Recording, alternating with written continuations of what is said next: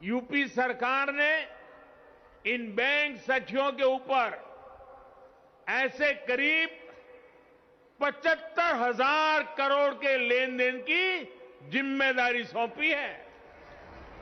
75,000 करोड़ रुपए का कारोबार ये गांव में रहने वाली मेरी बहनें, मेरी बेटियां कर रही है। जितना लेन देन गांव में होगा उतनी ही उनकी आमदनी भी होगी।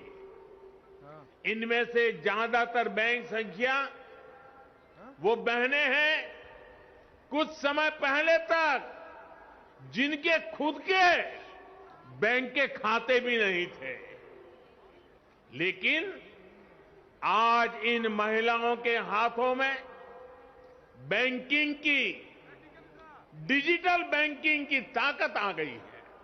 इसलिए देश देख रहा है कि यूपी में कैसे काम हो रहा है, और तभी तो मैं कहता हूं प्रत्यक्षे किम प्रमाणम। माताओं बहनों, यूपी ने टेक होम राशन, जच्चा बच्चा को दिए जाने वाले पोषण को तैयार करने की जिम्मेदारी भी महिलाओं के हाथों में सौंपी है।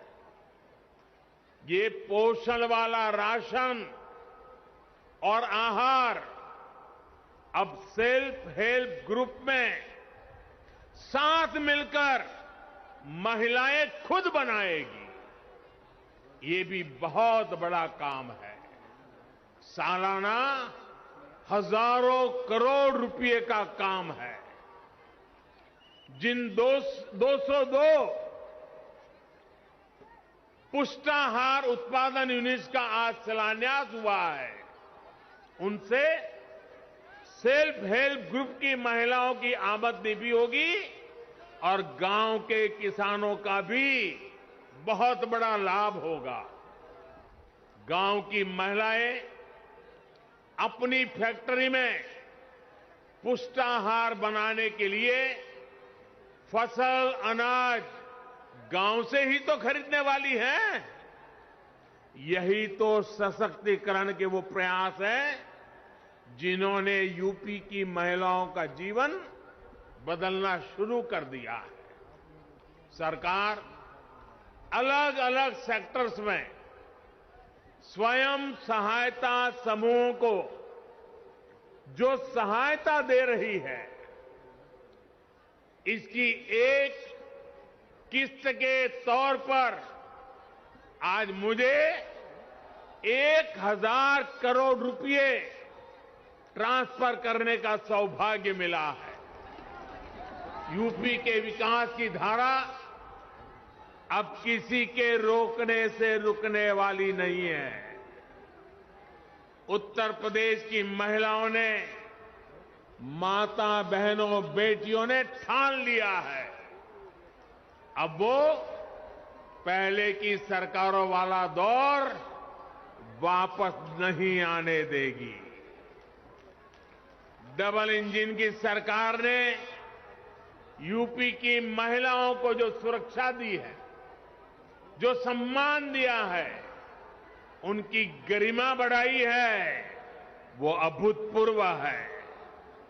भाइयों और बहनों, माताओं, बहनों, बेटियों, उनका जीवन पीढ़ियों को प्रभावित करने वाला, पीढ़ियों का निर्माण करने वाला जीवन होता है।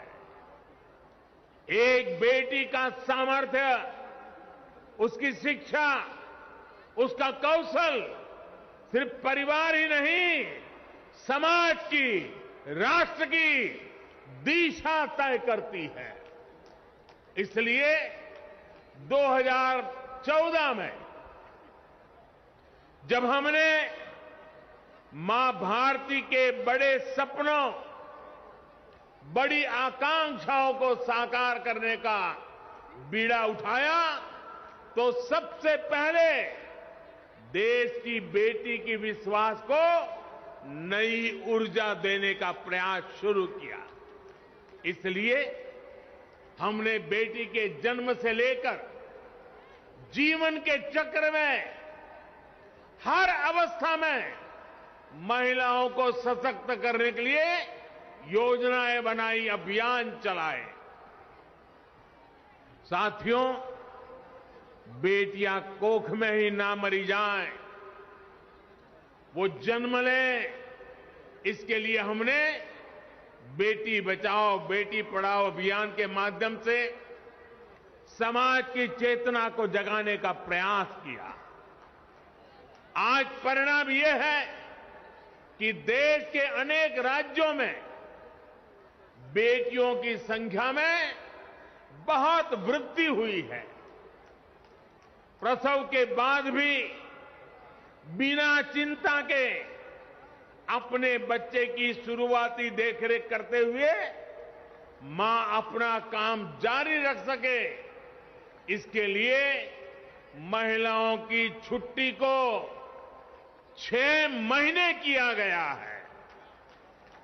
साथियों, गर्भावस्था के दौरान गरीब परिवारों में मातृ स्वास्थ्य चिंता का एक बहुत बड़ा कारण रहा है। इसलिए हमने गर्भवती महिलाओं के टीकाकरण, अस्पतालों में डिलीवरी और गर्भावस्था के दौरान पोषण पर विशेष ध्यान दिया।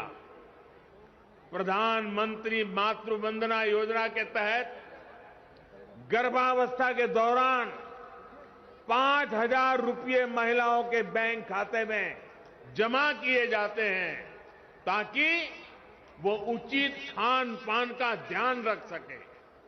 अभी तक 2 करोड़ से ज्यादा बहनों को लगभग 10,000 करोड़ रुपए दिए जा चुके हैं। साथियों, बेटियां ठीक से पढ़ाई कर सकें, उनको स्कूल बीच में ना छोड़ना पड़े, इस पर भी हमने लगातार काम किया है। स्कूलों में बेटियों के लिए अलग टॉयलेट बनाना हो या फिर सैनिटरी पैड्स को गरीब से गरीब बेटियों के लिए सुलभ कराना हो, हमारी सरकार किसी भी काम में पीछे नहीं रही है। सुकन्या समृद्धि योजना के तहत लगभग 2.5 करोड़ बच्चियों के अकाउंट खोले गए हैं। ये पैसा बड़े होने पर उनके सपनों को पूरा करे, उसके लिए इस पर ब्याज दर भी ऊंची रखी गई है। स्कूल कॉलेज के बाद करियर से लेकर गृहस्थी तक भी हर कदम पर महिलाओं की सुविधा और स्वास्थ्य का ध्यान रखा जा रहा है।